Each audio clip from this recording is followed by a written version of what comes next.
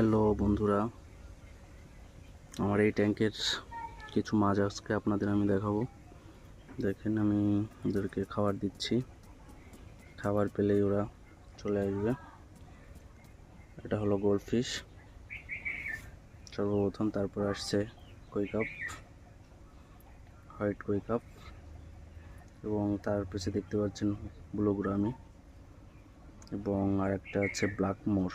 Black মোরটা আসলে কালো তো অতটা বোঝা যায় না, আপনারা একটু ধ্যান দিয়ে দেখলে বুঝতে পারবেন। ও যে ব্ল্যাক মোরটা দৌড়াদৌড়ি করতেছে।